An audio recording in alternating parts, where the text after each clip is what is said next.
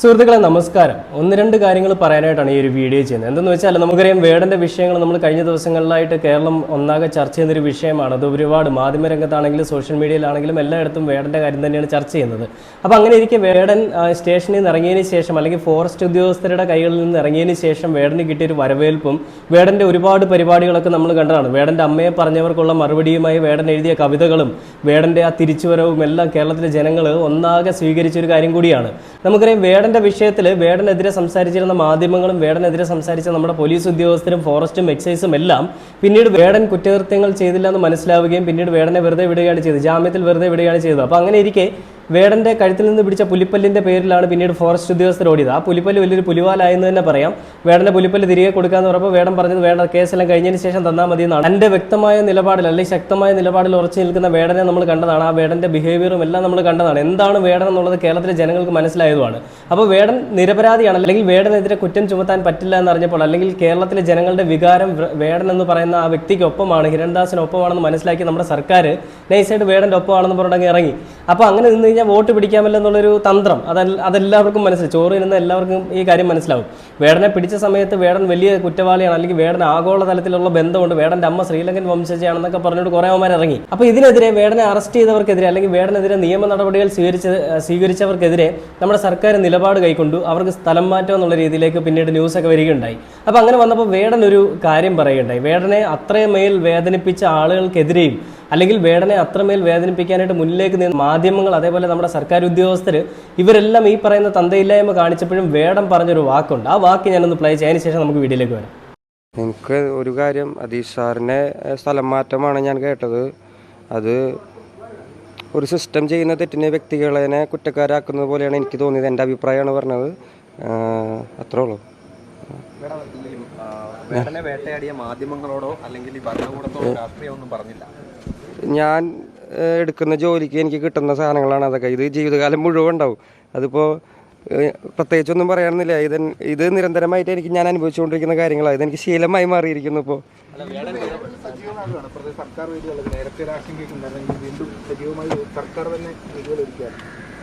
അതെനിക്ക് എവിടെയും പറയാൻ പറ്റില്ല. അത് ഭയങ്കര കോൺട്രവേഴ്സി ആവും ഞാൻ എന്തെങ്കിലും പറഞ്ഞു കഴിഞ്ഞാൽ. ഞാൻ ഇപ്പം മര്യാദയ്ക്കൊന്ന് ജീവിക്കട്ടെ, കുറച്ച് ദിവസം കൂടി പോയിട്ട് വരാം.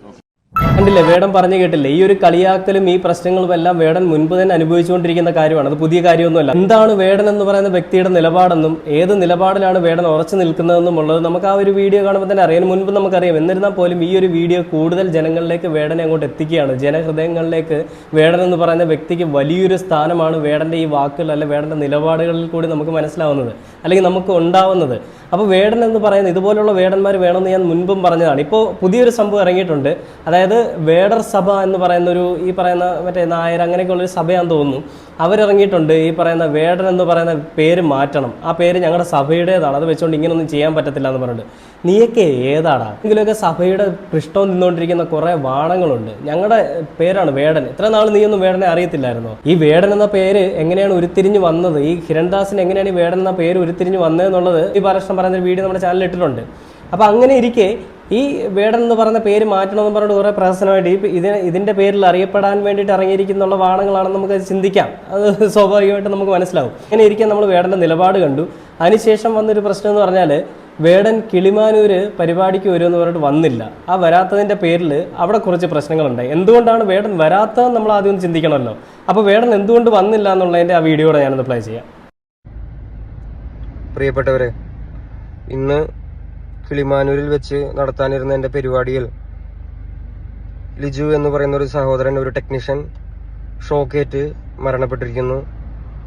അപ്പോൾ അങ്ങനെ ഒരു സാഹചര്യത്തിൽ ആ വേദിയിൽ വന്ന് എനിക്ക് നിങ്ങളുടെ മുന്നിൽ പാട്ട് പാടാൻ മാനസികമായിട്ടുള്ള ബുദ്ധിമുട്ടുണ്ട്. ഇത് ഞാൻ സംഘാടകരുമായും വേണ്ടപ്പെട്ട അധികാരികളുമായി സംസാരിച്ചിട്ടുണ്ട്. എന്നെ കാണാനും കേൾക്കാനും വേണ്ടി ഒരുപാട് നേരമായി കാത്തിരുന്ന ജനങ്ങളുടെ മുന്നിൽ വന്ന് ഇതെനിക്ക് മിണ്ടണം എന്നുണ്ടായിരുന്നു. അപ്പോൾ ജനത്തിരക്കും സേഫ്റ്റി ഇല്ലായ്മയും കാരണം എനിക്ക് നേരിട്ട് നിങ്ങളുടെ മുന്നിൽ വന്ന് ഇത് പറയാൻ പറ്റാത്തൊരു സാഹചര്യത്തിലാണ് ഞാൻ നിൽക്കുന്നത്. എൻ്റെ പ്രിയപ്പെട്ടവരായ നിങ്ങൾ ഇത് മനസ്സിലാക്കുമെന്നും സംയമനം പാലിക്കുമെന്നും ഞാൻ വിശ്വസിക്കുന്നു. ഇതിനും വലിയൊരു വേദിയിൽ, ഇതിനും സുരക്ഷാ സംവിധാനത്തോടു കൂടി ഞാൻ നിങ്ങളുടെ മുന്നിൽ ഇനിയും വരും. നിങ്ങളെക്കാൾ കൂടുതൽ വിഷമം എനിക്കുണ്ട്. എനിക്ക് പെർഫോം ചെയ്യാൻ പറ്റാത്തതിലും അതിലുപരി എൻ്റെ ഷോയ്ക്ക് വേണ്ടി പണിയെടുക്കാൻ വന്ന ഒരു ചേട്ടൻ മരണപ്പെട്ടിരിക്കുകയാണ്. അപ്പോൾ നിങ്ങളിത് മനസ്സിലാക്കുമെന്ന് ഞാൻ വിശ്വസിക്കുന്നു. Thank you. കണ്ടില്ലേ, വേടൻ പറയാനുള്ളത് വേടൻ വ്യക്തമായി തന്നെ പറഞ്ഞു. അവിടെ വേണ്ടത്ര സുരക്ഷയില്ല. അതുകൊണ്ട് തന്നെയും ഏറ്റവും പ്രധാനപ്പെട്ട ഒരു കാര്യം, തൻ്റെ ഷോയിൽ ലൈറ്റ് സെറ്റ് ചെയ്യുന്ന ഒരു ചേട്ടൻ, അദ്ദേഹം ഷോക്കേറ്റ് മരണപ്പെട്ടതുകൊണ്ടാണ് തനിക്ക് വരാൻ പറ്റാത്ത, അല്ലെങ്കിൽ അതുകൊണ്ടാണ് താൻ വരാത്തതെന്നുള്ള നിലപാട് വേടൻ വ്യക്തമായി പറയുന്നുണ്ട്. പക്ഷേ ഇത് ഉൾക്കൊള്ളാൻ പറ്റാത്ത കുറച്ചധികം ആളുകൾ അവിടെ കിടന്ന് എന്തൊക്കെയോ പ്രഹസനങ്ങളൊക്കെ കാണിക്കുന്നുണ്ട്. കുറേ പെണ്ണുങ്ങളൊക്കെ കൊണ്ട് ഇറങ്ങിയിട്ടുണ്ട്. എന്തിനാണ് ഇതിനൊക്കെ വീട്ടിൽ നിന്ന് അഴിച്ചു വിട്ടിരിക്കുകയാണെന്നാണ് ഞാൻ ഈ ചിന്തിക്കുന്നത്. അത് അവർ പറയുന്നൊരു കാരണമുണ്ട്. അത് ഈ പറയുന്ന സംഘാടകർ പറഞ്ഞില്ല, വേടന് വരാൻ പറ്റില്ല എന്നുള്ള കാര്യം പറഞ്ഞില്ല. എന്തുകൊണ്ടാണ് വേടൻ വരാത്തതെന്ന് പറഞ്ഞില്ല. അപ്പോൾ എന്ത് തന്നെയാണെങ്കിലും അവിടെ ചെളി വാരി ഞങ്ങൾ എറിയും എന്നുള്ളൊരു വലിയ ഉറച്ച തീരുമാനത്തോടുകൂടി കുറച്ച് ആളുകൾ അവിടെ ചെന്നു. അങ്ങനെ ഇവർ ചെയ്തതെന്ന് പറഞ്ഞാൽ തന്തയില്ലായ്മ, ശുദ്ധമായ തന്തയില്ലായ്മ എന്ന് തന്നെ പറയാം. അവിടെ നിൽക്കുന്ന നിരപരാധികളുടെയൊക്കെ ദേഹത്തേക്ക് ഈ ചെളി വാരി എറിയുക, പോലീസുകാരുടെ ദേഹത്തേക്ക് എറിയുക, അവിടെ ഇരിക്കുന്ന സൗണ്ട് സിസ്റ്റത്തിലേക്ക് എറിയുക, സ്റ്റേജിലേക്ക് എറിയുക. ഇതിനൊക്കെ ഇവന്മാർക്ക് ആരാണ് ഈ അനുവാദം കൊടുത്തത്? വേടൻ എന്ന് പറയുന്ന വ്യക്തിക്കും അദ്ദേഹത്തിനും ഇല്ലേ വിഷമങ്ങൾ? ആ വിഷമങ്ങൾ മനസ്സിലാക്കി, അല്ലെങ്കിൽ ഇതുപോലൊരു കലാകാരൻ ജനഹൃദയങ്ങളിലേക്ക് ഇറങ്ങിച്ചെന്നിട്ടുള്ള കലാകാരൻ എന്ന് ഞാൻ ആദ്യം പറഞ്ഞു. ആ കലാകാരൻ പച്ചയായ മനുഷ്യനാണെന്നുള്ളത് തെളിയിക്കുന്ന ഒരു വീഡിയോ ആണ് ഇത് ചെയ്തിരിക്കുന്നത്.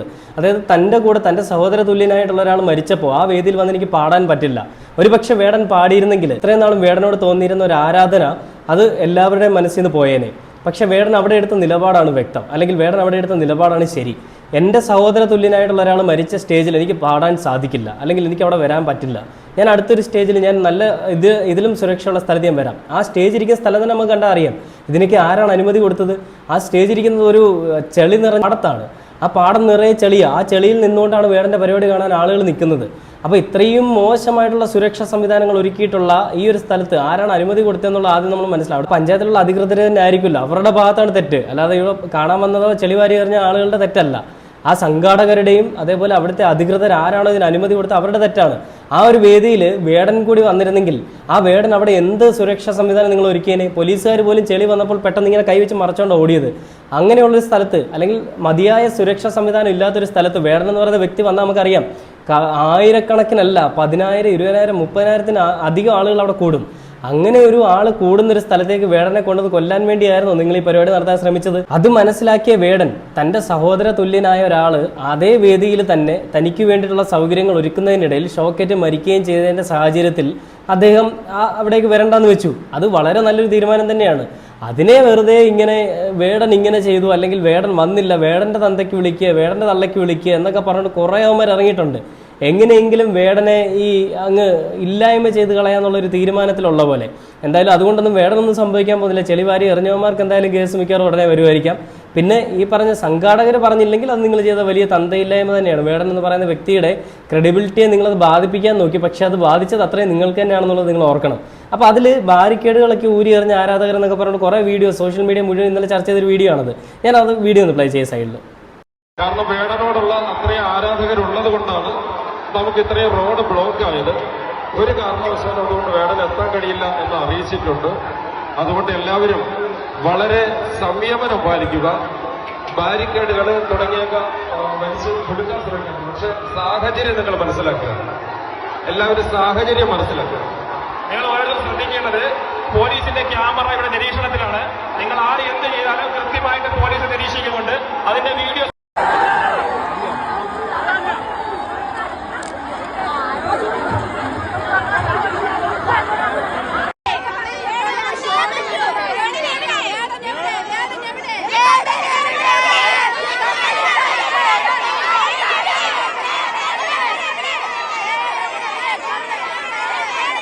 കണ്ടില്ലേ, എന്തോ വലിയ കാര്യങ്ങൾ ചെയ്യുന്നു എന്നുള്ള പോലെയാണ് ഇവന്മാർ ചെയ്യുന്നത്. തിരുവനന്തപുരത്തുള്ളവന്മാരാണ്. എന്തൊരു മോശമായിട്ടുള്ള പരിപാടികളാണ് മക്കളെ നിങ്ങൾ ചെയ്യുന്നത്.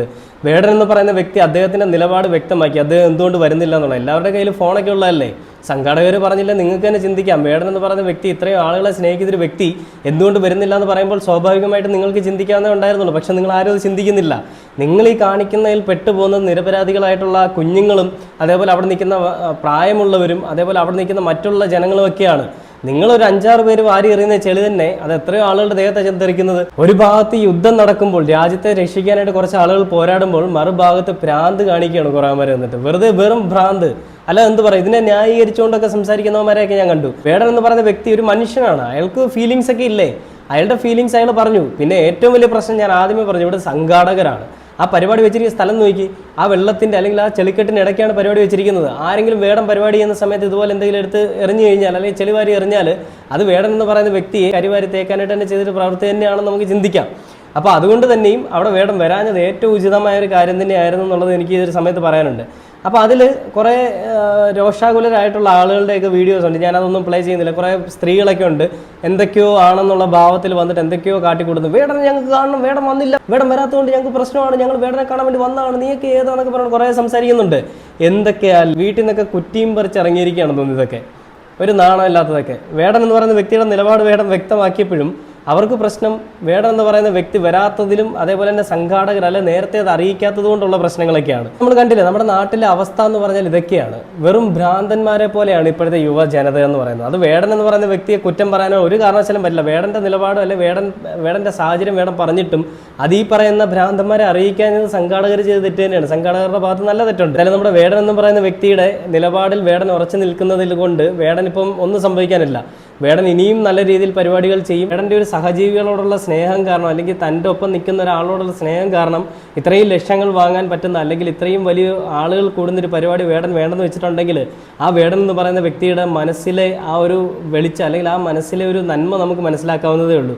ആ നന്മ തന്നെയാണ് വേട നിന്നെ ഇത്രയും ഉയരങ്ങളിലേക്ക് എത്തിച്ചതും ഇനി എത്തിക്കാൻ പോകുന്നതും. അത് മനസ്സിലാക്കാൻ നമ്മുടെ നാട്ടിലെ ജനങ്ങൾക്ക് കഴിവില്ലെങ്കിൽ പിന്നെ നമ്മളെന്ത് പറയാനല്ലേ.